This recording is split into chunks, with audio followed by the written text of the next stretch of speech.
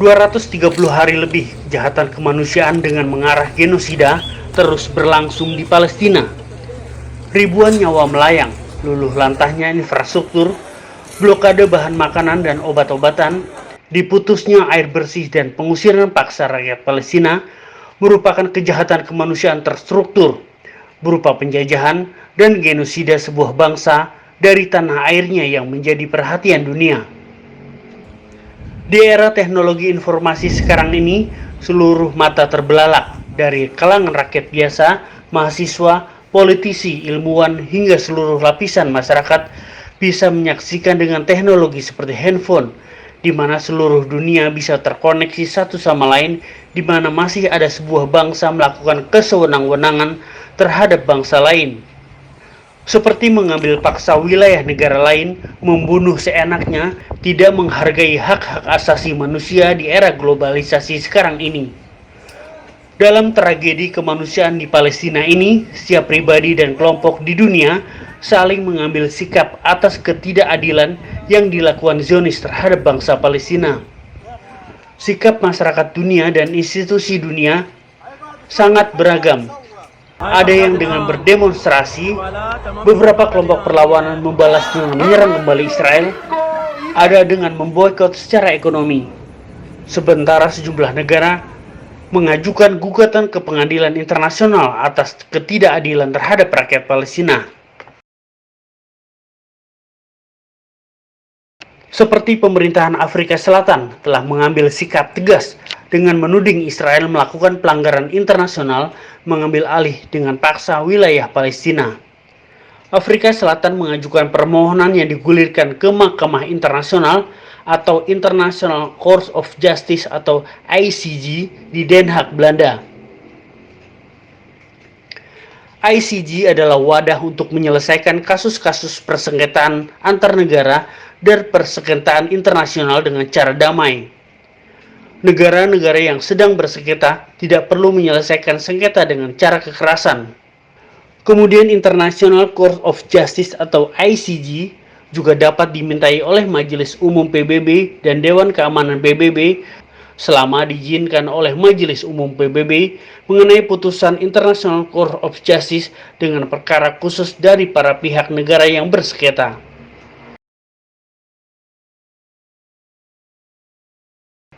Sebelumnya beberapa negara seperti Turki, Algeria, dan Kolombia mengajukan tuntutan ke pejabat Israel melalui ICC atau International Crime Court atau Mahkamah Pidana Internasional tentang the crime of genocide, kejahatan genosida yang diatur dalam pasal 6 Statuta Roma, crime against humanity, kejahatan terhadap kemanusiaan yang diatur dalam pasal 7 Statuta Roma, war crime, kejahatan perang yang diatur dalam pasal 8 Statuta Roma, dan crime aggression, kejahatan agresi ke negara lain. Sejumlah negara meminta ICC agar menuntut dan mengadili secara individu yang bertanggung jawab pada pejabat Israel atas kejahatan berat terhadap kemanusiaan di Palestina yang menjadi permasalahan bagi masyarakat internasional. ICC merupakan badan peradilan independen yang memiliki yurisdiksi terhadap individu yang diduga melakukan genosida, kejahatan terhadap kemanusiaan, dan kejahatan perang. Dari sejumlah sikap yang ditunggu-tunggu masyarakat internasional tentang keadilan di jalur Gaza, baru-baru ini ICC International Crime Court atau Mahkamah Pidana Internasional merilis pernyataan terbarunya.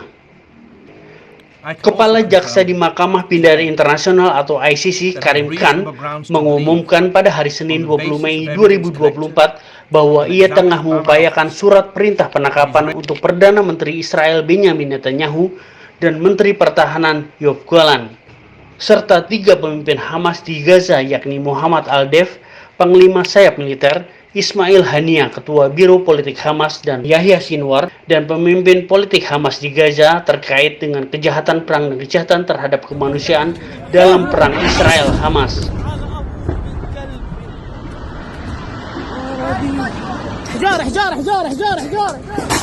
Berdasarkan bukti yang dikumpulkan dan diperiksa, bahwa Perdana Menteri Israel Benjamin Netanyahu dan Menteri Pertahanan Yoav Gallant bertanggung jawab atas pidana kejahatan internasional yang dilakukan di wilayah Palestina.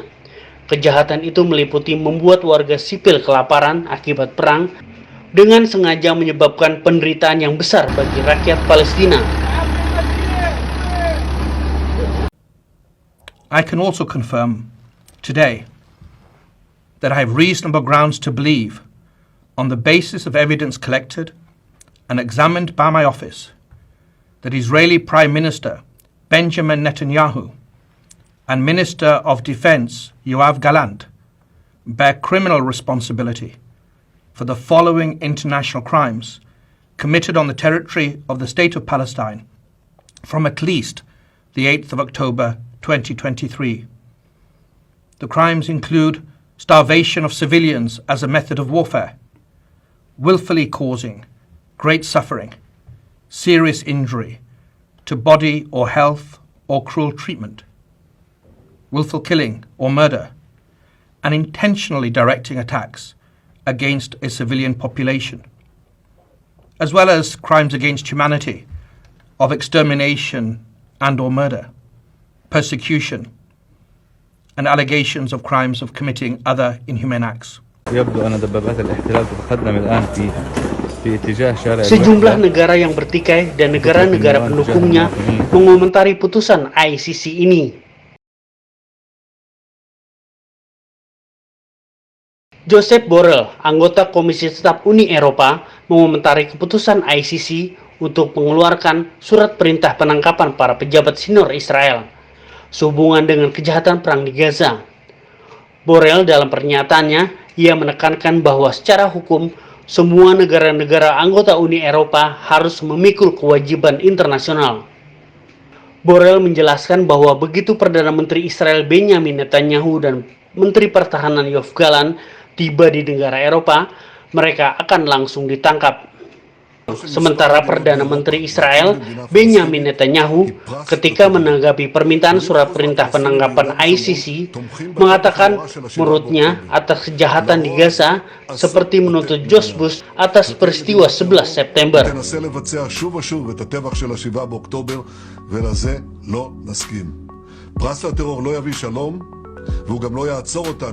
Sementara Presiden Amerika Serikat Joe Biden menanggapi tentang perintah penangkapan Perdana Menteri Israel Benjamin Netanyahu dan Menteri Pertahanan Yoav Gallant. Tuduhan terhadap Israel yang dibuat oleh Mahkamah Internasional yang telah terjadi bukanlah genosida. Amerika Serikat menolak hal itu.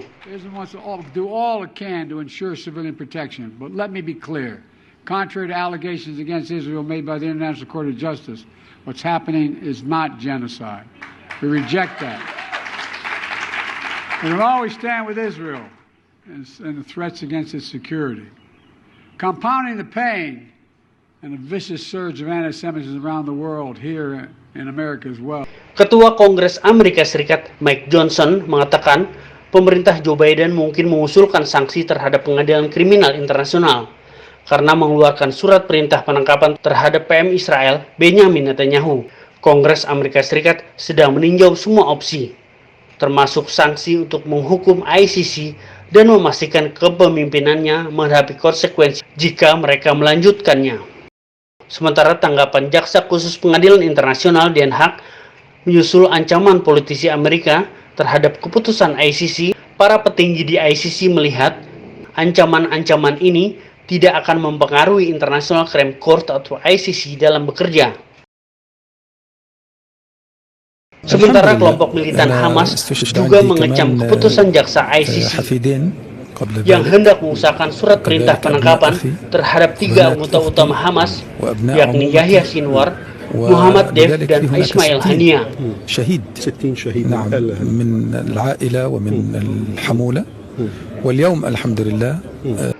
Sementara Mahkamah Internasional atau International Court of Justice atau ICJ pada hari Jumat 24 Mei 2024 mengeluarkan keputusan resmi. Dalam keputusannya, Ketua Hakim Nawaf Salam memerintahkan Israel untuk segera menghentikan serangan militernya di Rafah, di kota jalur Gaza Selatan. Hakim Nawaf Salam merupakan Presiden International Court of Justice ICJ atau Mahkamah Internasional. Hakim Nawaf Salam merupakan pria kelahiran Beirut 15 Desember 1953. Menurut Nawaf Salam, Israel harus segera menghentikan serangan militernya dan tindakan lain apapun di wilayah Rafah yang dapat berdampak pada kelompok Palestina di Gaza. Kondisi kehidupan yang dapat menyebabkan kehancuran fisik secara keseluruhan dan sebagian. Perintah tersebut dibacakan Salam atas tindakan sementara tambahan yang dibintai Afrika Selatan dalam kasus genosida yang sedang berlangsung terhadap bangsa Palestina. Mahkamah Internasional mengatakan perubahan perintah dari yang dikeluarkan pada tanggal 28 Maret mempertimbangkan perubahan keadaan akibat serangan di Rafah yang membabi buta belakangan ini. Rafah adalah tempat pengungsi Palestina berlindung dari wilayah utara yang sebelumnya diratakan dengan tanah oleh Israel. Dalam keputusan ICJ tersebut, bahwa Israel belum bisa membuktikan tidak akan terjadi kekerasan kepada warga sipil dan anak-anak. Ini menjadi kekhawatiran yang timbul ICJ akibat operasi militernya di Rafah, mengingat Israel telah melakukan banyak kekerasan di kota lain di jalur Gaza. Mahkamah Internasional juga meminta Israel menjaga perbatasan Rafah tetap terbuka untuk akses tanpa hambatan terhadap layanan dasar dan bantuan kemanusiaan di Gaza. ICJ meminta Tel Aviv untuk menyerahkan laporan tentang tindakan yang diambil berdasarkan perintah terbaru dalam waktu 1 bulan. Sementara aktivis dari negara-negara lain yang peduli terhadap kemanusiaan dan kedaulatan sebuah bangsa melakukan aksi yang berbeda. Spanyol mengumumkan secara resmi pengakuan negara Palestina.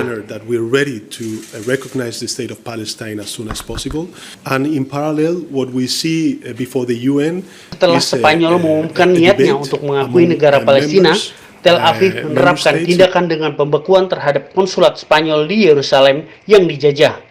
Sementara Wakil Perdana Menteri Spanyol, Yolanda Díaz, setelah pengakuan Palestina sebagai negara mereka diharapkan Palestina akan terbebas dari sungai hingga laut.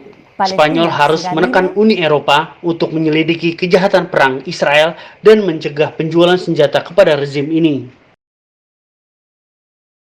Irlandia pun melakukan hal yang sama. It is an expression of our view that Palestine holds and should be able to vindicate the full rights of a state. Kemudian negara Eropa lainnya seperti Norwegia tidak ketinggalan. Norwegia, Irlandia, dan Spanyol akan mengambil langkah-langkah yang diperlukan untuk pengakuan terhadap dan merinci bahwa pengakuan tersebut akan berlaku pada tanggal 28 Mei 2024. Para Perdana Menteri ketiga negara seperti Norwegia, Irlandia, dan Spanyol mendesak negara-negara lain untuk mengikuti jejak mereka dalam keputusan bersejarah ini. Sementara di tempat terpisah, Menteri Luar Negeri Israel melihat keputusan ini dengan tidak bijak, karena ia menginstruksikan penerikan segera Duta Besar Israel untuk Norwegia dan Irlandia mulai saat ini. Sementara dari benua Amerika, Kolombia mengumumkan pembentukan kedutaan besar di wilayah Palestina di Ramallah. Dalam upaya menunjukkan keseriusan pengakuannya terhadap Palestina dan menjalin hubungan diplomatik, Presiden Kolombia Gustavo Petro memerintahkan pembukaan kedutaan besar di kota Ramallah, Palestina. Menteri Luar Negeri Luis Gilberto Murillo mengatakan kepada wartawan, Presiden Kolombia Gustavo Petro mengkritik keras Perdana Menteri Israel Benjamin Netanyahu atas genosida yang dilakukan terhadap bangsa Palestina. Dan Kolombia langsung meminta untuk bergabung dengan Afrika Selatan di Mahkamah Internasional untuk menuntut Israel yang melakukan genosida. Kolombia pun menambahkan akan menghentikan hubungan diplomatik dengan Israel atas tindakannya terhadap kejahatan kemanusiaan di Gaza. Presiden Kolombia Gustavo Petro pun telah memberikan perintah untuk membuka kedutaan Kolombia di Ramallah. Menurut Gilberto Murillo, Menteri Luar Negeri Kolombia, ini adalah langkah selanjutnya yang telah Kolombia ambil.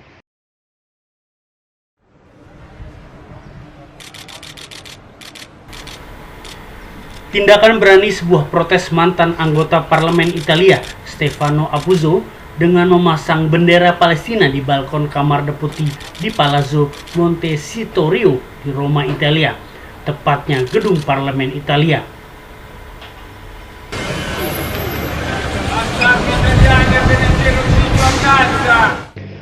Berikut negara-negara Eropa yang telah mengakui Palestina sebagai negara merdeka.